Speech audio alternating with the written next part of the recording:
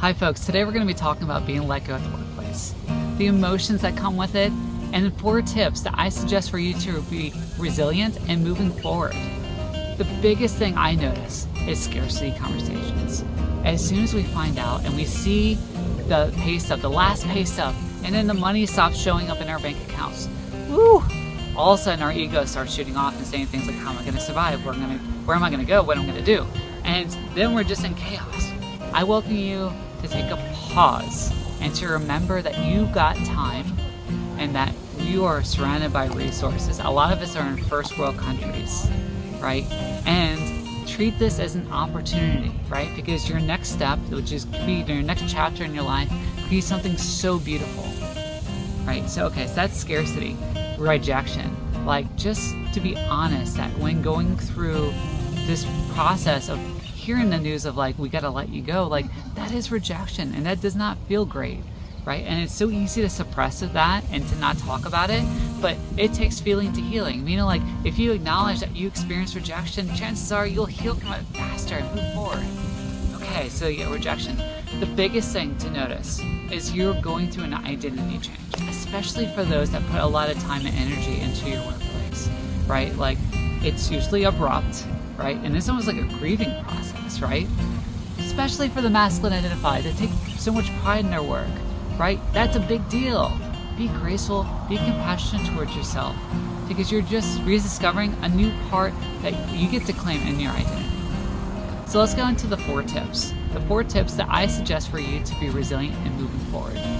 Tip number 1, create a set schedule, right? If you're used to that 9 to 5, and all of a sudden you're just like, you had no plans whatsoever, you'll go insane. So make sure you know what time you're waking up, when your meals are, when your fun time activities are, like all that. Get it on your calendar. You're gonna feel so much more structured and familiar with how you're operating from day to day. And you're gonna be able to keep track of what day it is. You know who I'm talking about.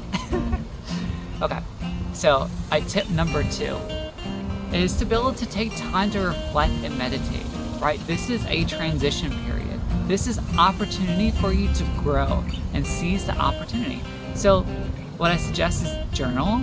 I am a big fan of meditation, particularly in the morning, especially if you're feeling overwhelmed and you're losing sleep, to be able to shift and to be optimistic in what you want to call in for that day, right? Remember that I am living, I am resourced, I'm powerful. All these things, these affirmations are so important to be able to move forward and to also recognize that this is a moment that you get to learn more about yourself. Tip number 3 is to continue to learn, right? So if you're interested in going to the same occupation or you're looking to change things up, take the time to learn, because this is the best time. You get to learn about yourself and you get to strengthen your skill set. I don't think I have to go much further in that one. Tip number 4 is try new things, right? Like, you get to, we have set schedule, but you get to break habit. You get to try new things. You get to go Latin dancing. You get to go try seafood for the first time. You get to go travel to Peru.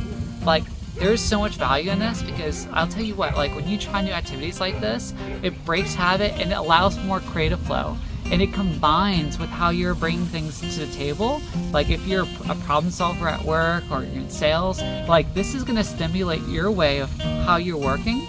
And also, if you're going to continue to learn, like, you're bringing fresh, up-to-date methodologies to your occupation, right, to your industry.